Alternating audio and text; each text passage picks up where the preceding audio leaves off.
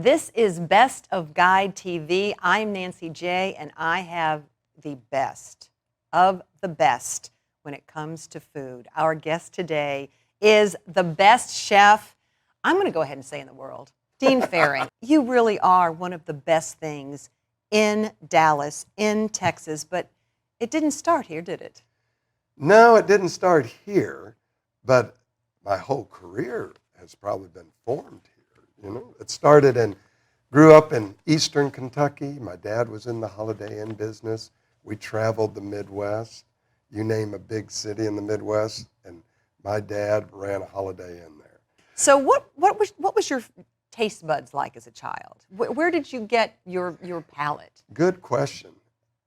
I've always thought, if I think back on it hard enough, that my grandmother's, even though I didn't have an inkling I'd ever be a chef, but I think my grandmothers, and I had one from each side of the family, were such good country cooks and using salt and pepper. I mean, they didn't have jalapenos. They didn't have all the flavorings that we have. They had good old salt and pepper, and they made perfect use of it. So did they actually teach you to cook some things, or did you watch them? Well, I would go in the kitchen because I was always fascinated by the whole cooking techniques that they would use. I mean, you talk about techniques, it'd be like I'd stay over at Granny Fearing's house, my brother and sister and I, and we'd come down for breakfast in the morning, and she'd go, "You want eggs?" And I'd say, "Yeah." And in a Folgers can was filled with bacon grease with a spoon, and she'd take that big spoon and plop it into an iron skillet and crack the egg swimming in bacon fat. I mean, that doesn't happen very much anymore. They were the true country cooks, which they knew how to cook. And you've been able to take so many of those memories, taste memories, perfect taste and create an empire. memories. Pretty much, wouldn't you say? Pretty much, yes. So from Kentucky, though, but back in there, weren't you in a band, or were you doing the guitar then, or playing Oh, we were music? always in band. Crosby, Stills, and Nash came out in the summer of love of '69 with their first album. Well, there were three of us in my neighborhood in Cleveland, and we went down to the local music store after we saved up our $49.75, and we all bought Yamaha guitars.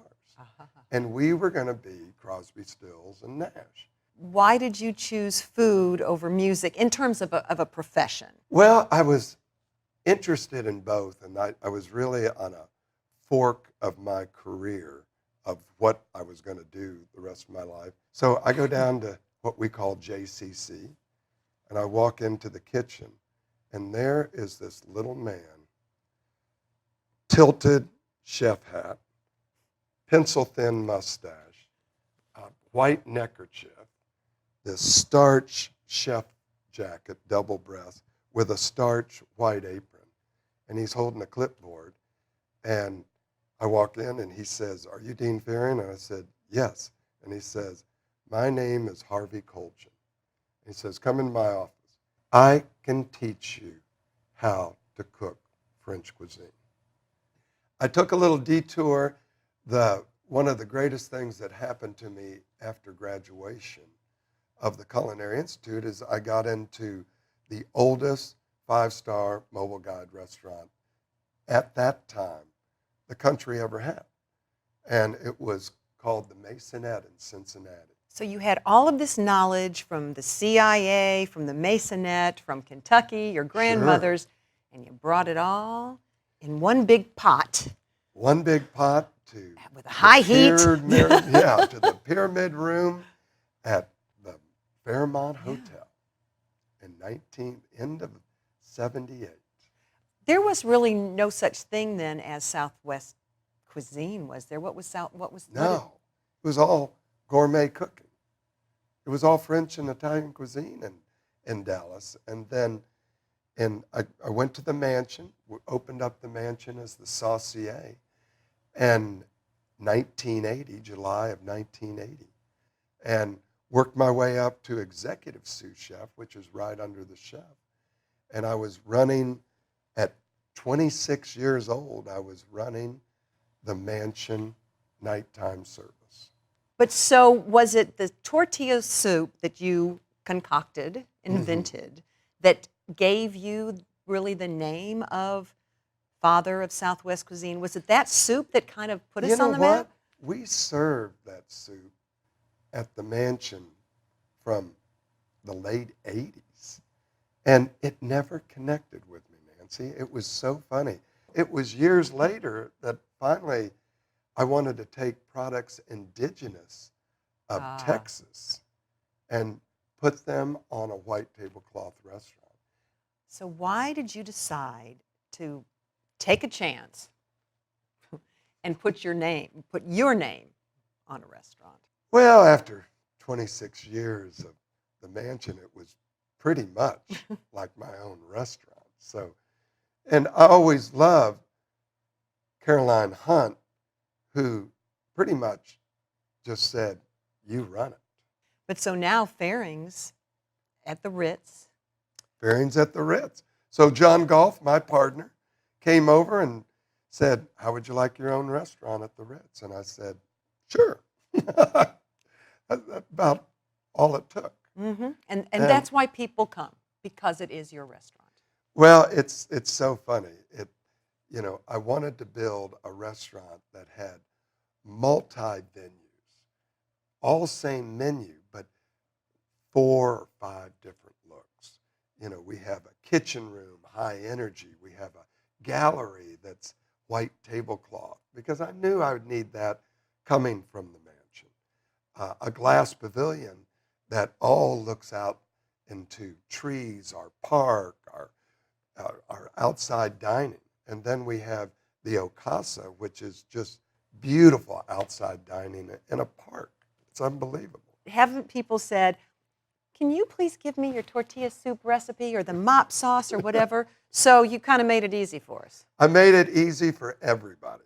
First, I did a cookbook called the Texas Food Bible, which is everything that we do in the restaurant, plus every great Texas recipe, Tex-Mex, Mexican. I mean, this is the complete Texas cookbook. Mm. And then the sauces to go along with it, because everyone kept on asking me, can I buy a little bit of these sauces and take them home? So our creamy basil dressing, 50 pounds of fresh basil in that jar. And then the Texas mop right there, that. which is an 1800 recipe, which you mop at the end of your grill. Cooking. Anything, chicken, salmon, all of that. Famous tortilla soup, just add your own ingredients. And then a barbecue Thousand Island, which is on a wedge, unbelievable, but on tomatoes, unbelievable, but on a burger. You love burgers, Nancy. Yes. And then D1, which is a great finishing sauce. It's all about seasoning, flavors. It's about the composition on the plate. It's about how everything eats together on a plate. I mean, all of those go through my brain before it even gets on a menu. Speaking of how to get these sauces, we can get them online in Central Market. How do we find you? Do you have online? We have a website called Fairings Restaurant, FEARINGS. No apostrophe. Restaurant. Okay. .com. Thank you for kind of opening up your world for us. Well, thank today you for inviting me. On it's great to Best be here. of Guide. So thank you so very much, and we'll see you at the restaurant, huh? Absolutely. Okay.